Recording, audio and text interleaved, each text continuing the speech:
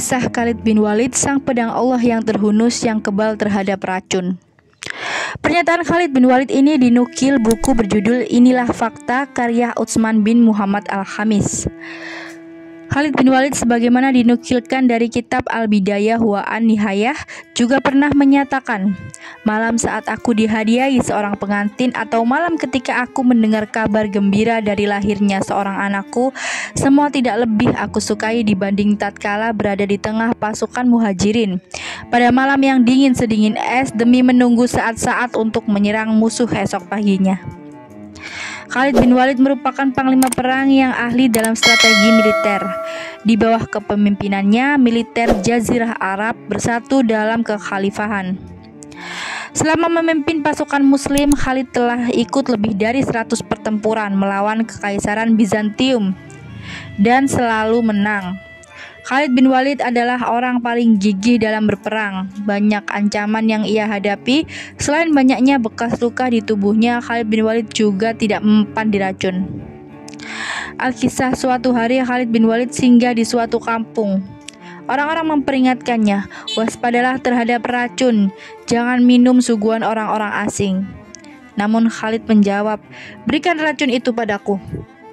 Kemudian beliau mengambil minuman beracun itu, lalu menengguknya sambil membaca bismillah. Dan tidak terjadi sesuatu pun yang membahayakan. Diriwayatkan oleh Abu Ja'lah, Al-Baihaqi, dan Abu Naim dari Abu Safar. Dalam riwayat lain menceritakan bahwa pada masa kekhalifahan Abu Bakar radhiyallahu anhu, Khalid bin Walid pergi ke suatu kampung. Penduduk kampung itu menyuruh Abdul Masih menyambut Khalid dengan membawa minuman yang mengandung racun ganas. Khalid berkata kepada Abdul Masih, berikan minuman itu. Ketika ia istirahat, Khalid mengambil minuman beracun itu lalu berdoa dengan menyebut nama Allah, Tuhan langit dan bumi, dengan menyebut nama Allah yang tidak mencelakakan hambanya karena namanya mengandung obat.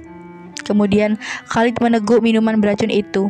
Abdul Masih kembali di kaumnya seraya berkata, hai kaumku, ia telah minum racun ganas itu, tetapi ia tidak apa-apa. Akhirnya kaum itu berdamai dengan orang-orang muslim. Dikisahkan oleh Al-Kalbi. Diceritakan juga bahwa ada seorang laki-laki mendatangi Khalid dengan membawa geriba, tempat air dari kulit unta, berisikan arak. Khalid lalu berdoa, ya Allah, jadikanlah arak ini madu. Lalu arak itu berubah menjadi madu. Dalam versi lain menceritakan bahwa ada seorang laki-laki melewati Khalid dengan membawa geriba berisi arak. Khalid bertanya kepadanya, apa ini? Lalu ia menjawab, cuka. Kemudian Khalid berdoa, ya Allah, jadikan isi geribah ini cuka. Lalu orang-orang melihat geribah itu berisi cuka padahal sebelumnya arak. Riwayat Ibnu Abi Dunya dari Khaid Samah. Riwayat lain menceritakan Khalid bin Walid mendapat laporan bahwa ada anggota pasukannya yang minum arak. Maka Khalid menginspeksi pasukannya dan ia menemukan seorang membawa geriba berisi arak. Lalu Khalid bertanya, apa ini? Laki-laki itu menjawab, cuka. Khalid berdoa, ya Allah, jadikanlah geriba ini berisi cuka. Laki-laki itu membuka geriba dan ternyata isinya telah berubah menjadi cuka. Ia lalu berujar, ini berkat doa Khalid. Diriwayatkan oleh Ibnu Sa'ad bin Maharib bin Dastar. Khalid bin Walid sebagai panglima perang menginginkan mati syahid di medan pertempuran. Allah berkehendak lain, beliau diwafatkan di tempat tidurnya. Sekian kisah Khalid bin Walid, sang pedang Allah yang kebal terhadap racun. Wassalamualaikum warahmatullahi wabarakatuh.